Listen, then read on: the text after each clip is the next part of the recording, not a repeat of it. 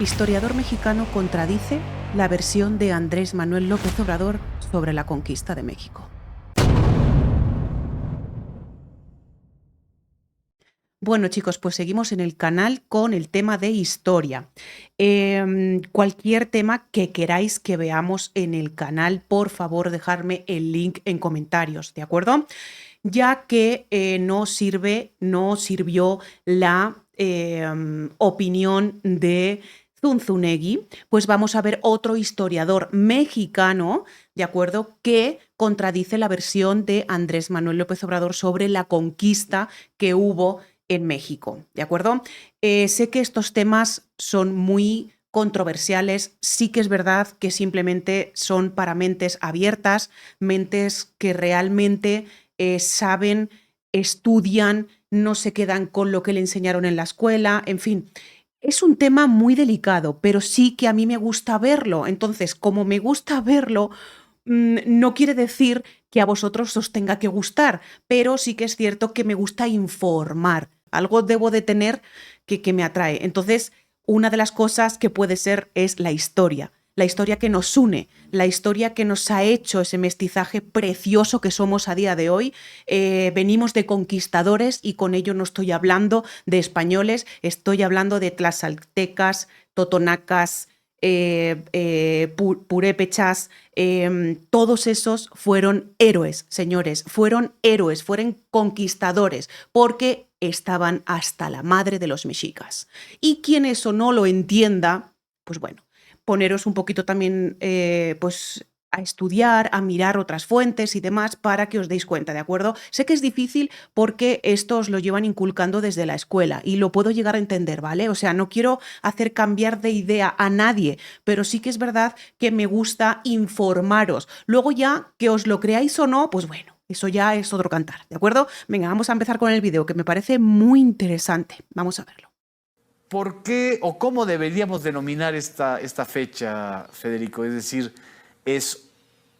está bien si decimos la conquista de México, la caída de México Tenochtitlan, ¿cómo nombrarla? Pues mira, realmente esto es un tema complejo y ha habido mucho debate ya sobre el asunto. Yo he cambiado de opinión a lo largo de los años porque creo que justamente en esta conmemoración he visto una dinámica que me ha hecho cuestionarme, que nos ha hecho a los que participamos en ella, cuestionarnos muchas de nuestras ideas. Yo hasta hace poco defendía el término conquista porque fue un término que fue utilizado por los propios actores.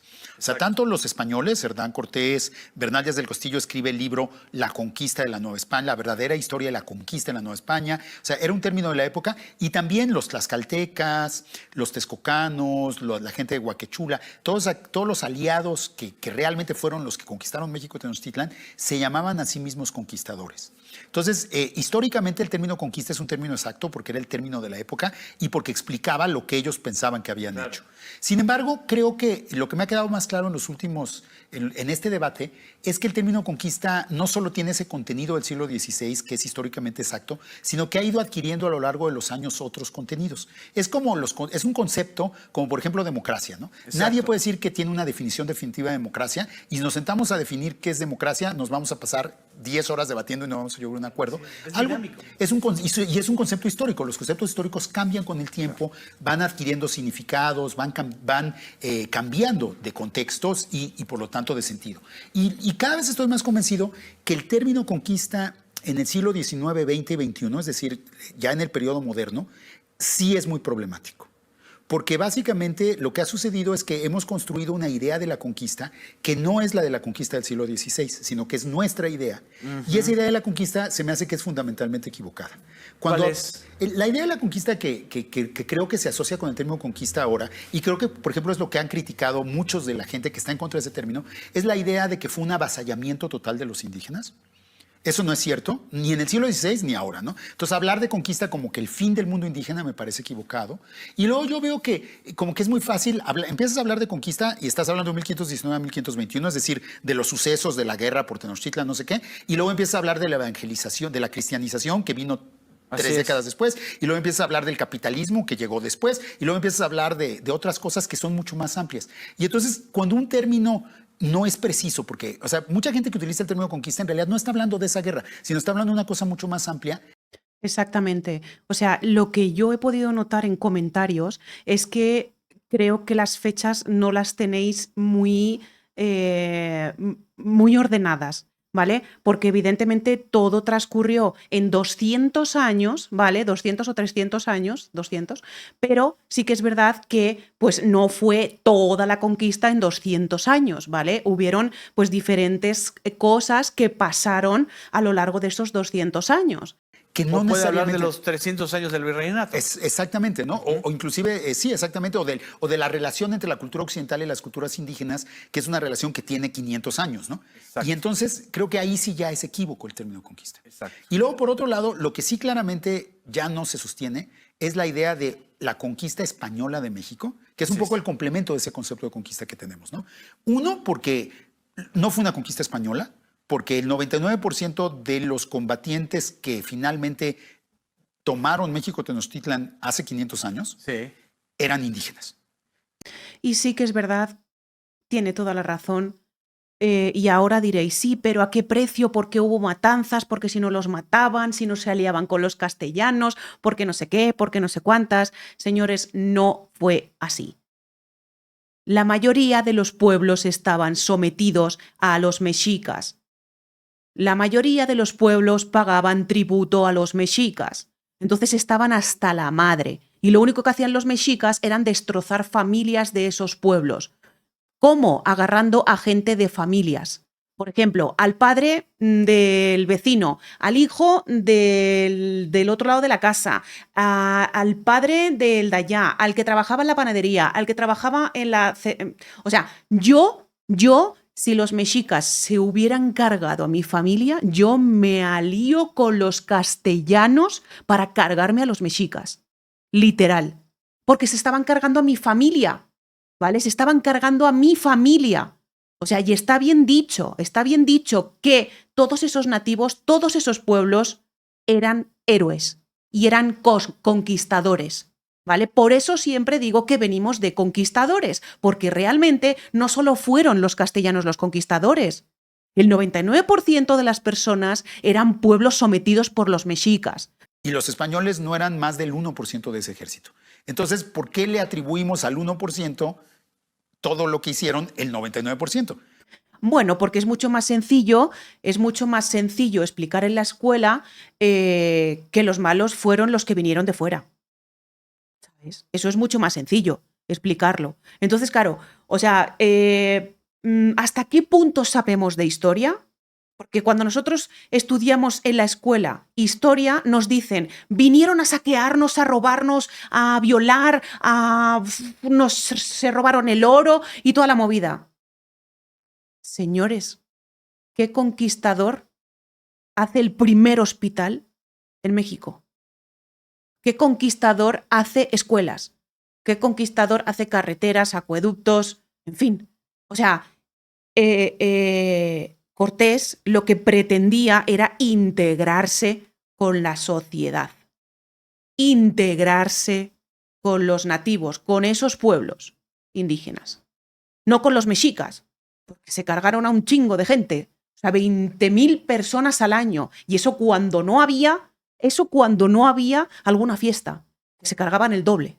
O sea, no, hombre, chicos, es simplemente pensar un poquito. Estoy de acuerdo con que en la escuela os enseñen ese tipo de cosas, pero también que os enseñen todo, ¿no? Y que os expliquen todo lo que pasó realmente, ¿no? Porque es muy bonito decir, ay, qué pena México, que nos saquearon, ay, qué pena, y ahora somos unos guerreros. Pues sí, somos unos guerreros, pero no por el saqueo que sufrimos, ¿sabes? Somos unos guerreros por lo que hemos pasado a lo largo de la historia, ¿vale? No porque vino Cortés a cargarse todo un país entero con 1000 hombres.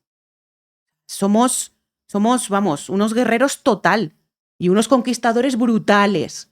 Pasa que os cuentan la historia de alguna manera para haceros sentiros culpable y pues desviar también el tema a ciertas cosas que relativamente, pues entre comillas, no tienen importancia. Una cosa que sucedió hace 500 años, a ver, yo qué sé, dale más importancia a los asesinatos que hay, ¿vale? A la corrupción que hay, me explico, a la seguridad que hay, a la sanidad que hay. Échale más importancia a eso antes que lo que ocurrió hace 500 años. Que sí, que le pones también un poco de importancia, sí, pero es que prácticamente, o sea, Andrés Manuel López Obrador, y ojo, no tengo nada en contra de mi cabecita de algodón porque yo le estimaba mucho, le estimo mucho, y sí que es verdad que no vamos a estar de acuerdo en todo, ¿vale? En un partido político siempre no vas a estar de acuerdo en todo. Por ejemplo, en esto de la conquista, pues no estaba de acuerdo con él, pero en muchísimas cosas sí estaba de acuerdo con él. En muchísimas. Ha ayudado a muchísima gente, ha puesto ayudas, ha puesto becas, bueno, o sea, ha ayudado a muchísima gente vulnerable, o sea, evidentemente no vamos a estar a favor de todo un partido, que es lo que hace un partido, ¿no? Y esto concretamente con Morena, pues como que no estoy muy a favor, ¿vale? Que ese odio, ese rencor que se tenga a España, cuando él mismo es español también, tiene raíces españolas, bueno, no sé. ¿Sabes? Pero cuidado, no me malinterpretéis, ¿eh? O sea, pues, el 98% estoy a favor de todo lo que ha hecho Andrés Manuel López Obrador y Morena, ¿eh? Pero esto también es politizar también la historia, ¿no? O sea, porque realmente, ¿qué necesidad hay que un presidente de México pida que se disculpe España después de 500 años? No politices la historia. Que sí, que eran como en plan de para empezar un nuevo ciclo y para no sé qué, eran simbólicas el perdón. Entonces los nativos también tendrían que pedir perdón, ¿o cómo va esto? Porque fueron el 99%. No lo entiendo. No lo entiendo, o sea, no lo entiendo. Ese 99% que participó en esa conflagración, conflicto, guerra, como quieramos llamarle, ¿eran grupos en rebelión o qué eran? Era una coalición interétnica Sí. que no es muy diferente históricamente a, por ejemplo, la coalición que hizo la independencia de México, que también la independencia de México fue una rebelión en que participaron pueblos indígenas, en la que participaron comunidades campesinas, en la que participaron grupos criollos. Bueno, la conquista fue una rebelión, fue una guerra en la que participaron muchos actores diferentes. En contra del Imperio Mexica. Sí, lo único que los unía, de hecho, era su rivalidad con los mexicas. Pero cada uno de ellos tenía diferentes razones. O sea, los tlaxcaltecas, por ejemplo, nunca habían sido conquistados por los mexicas. Eran los enemigos históricos de los mexicas. Llevaban 50 años de hacerse la guerra. Y eran como dos países. Era como una guerra como la que hubo, como la Guerra Fría que enfrentó a Estados Unidos y Rusia en el siglo XX. O sea, era una de estas guerras en que no dejaban de pelearse, pero ninguno de los dos bandos podía vencer al otro. Y eran las dos potencias. Eran, yo creo que los dos pueblos culturales. más poderosos. Más militares que culturales. Creo que la potencia cultural estaba en otros lados.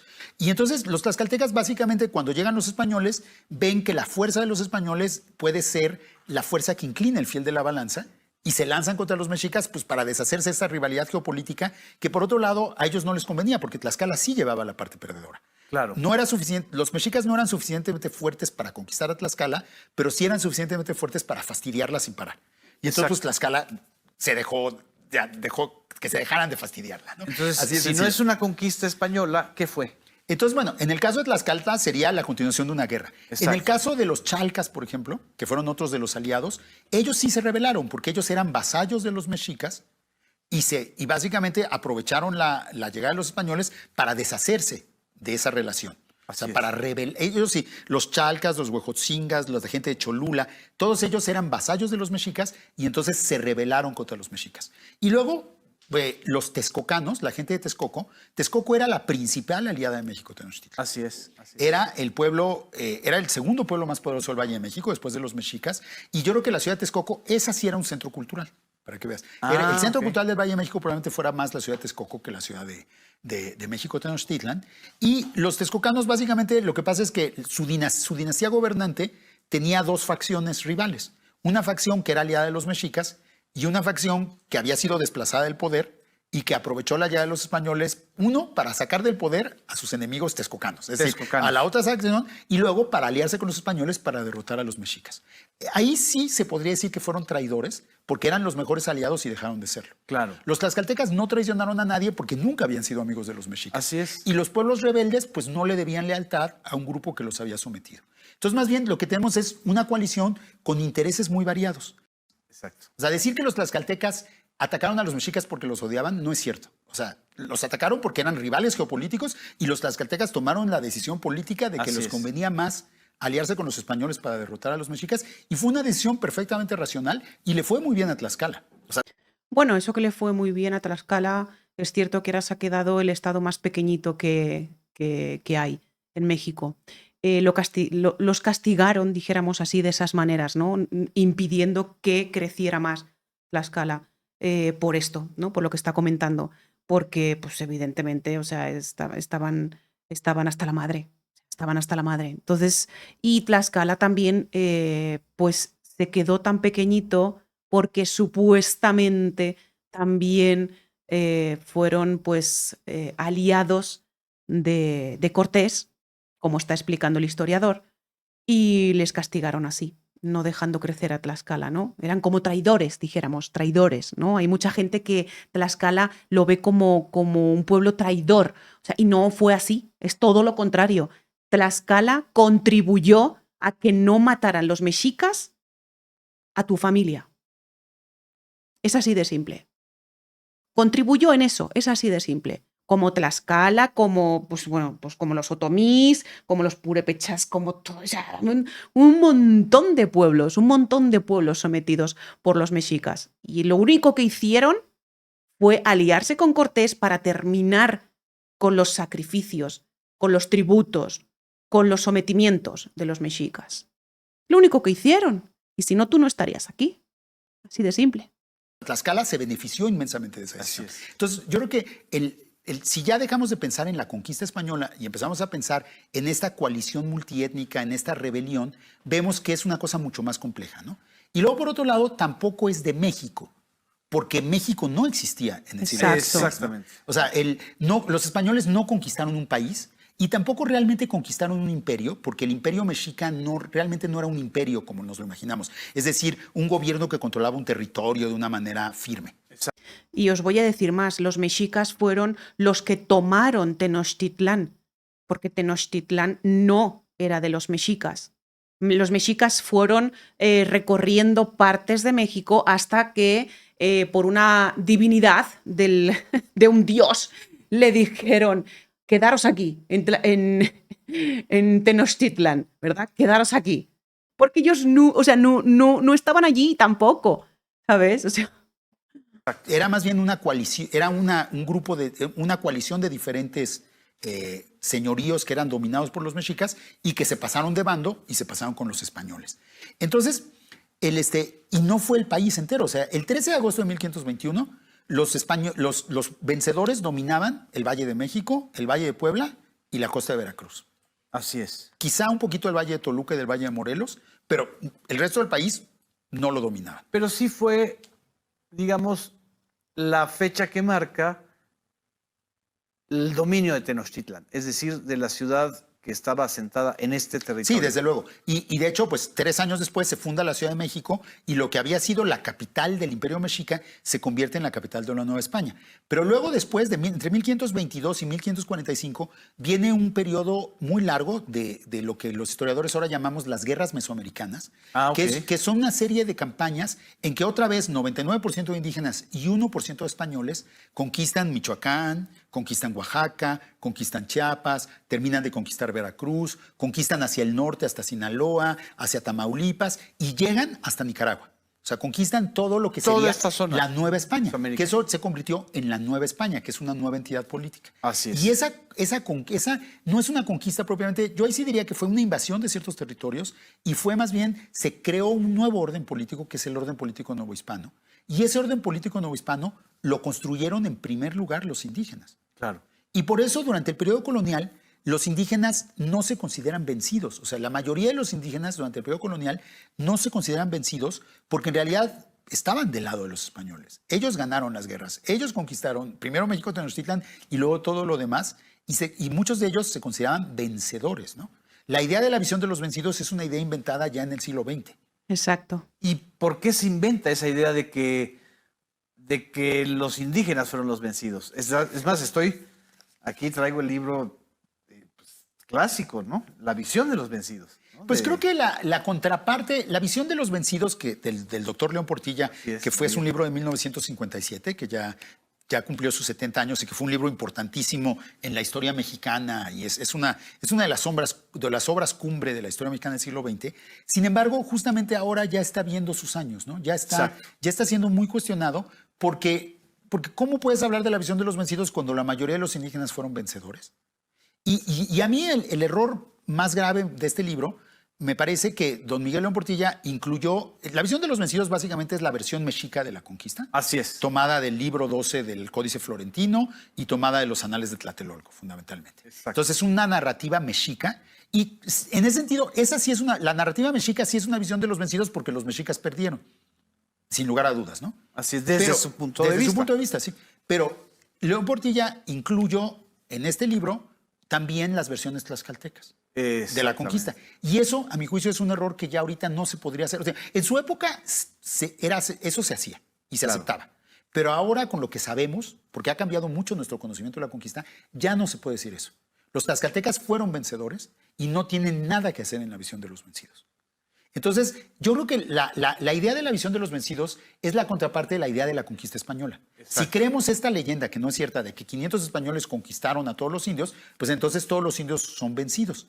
Y de ahí viene un dicho que los mexicanos repetimos una y otra vez como una automaldición, esa frase de cuando nos conquistaron los españoles. Exacto. Y entonces nosotros nos identificamos con los indígenas, pero los indígenas derrotados. Y todo eso es falso. O sea, ni los españoles nos conquistaron, ni nosotros somos solo indígenas, somos muchas otras cosas también. Así es. Y por otro lado, pues no todos los indígenas fueron conquistados. Entonces, a lo mejor cuando nos conquistamos a nosotros mismos, sería... Exacto. Y eso ya nos hace a nosotros también, le dejamos de echar la culpa a estos españoles a una míticos. entidad que no sé externa. Y más bien hablamos de lo que llevamos 500 años haciéndonos entre nosotros, españoles incluidos, porque los españoles, después de todo, llevan 500 años de estar aquí también, ¿no? Y son parte de nuestra cultura y de nuestra nación, la gente de origen español, como los indígenas o los africanos o los asiáticos o todos los que han llegado. Así es. Pues sí, chicos, para no alargar el video, somos el mestizaje más bonito que hay en el mundo y que pocos lo quieren ver, pero que realmente los vencedores hemos sido nosotros, los que hemos conquistado. Y los conquistadores han sido muchísimos pueblos sometidos por los mexicas, lo cual somos el mestizaje más bonito que existe en la tierra. Y con la cabeza bien alta decimos que somos conquistadores. ¿Por qué?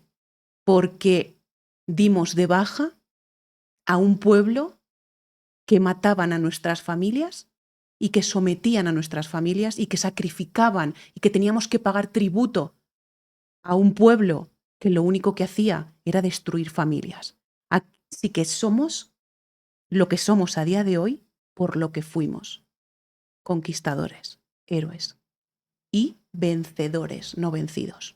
Un besazo muy grande desde Jalisco, México. Y viva México, cabrones.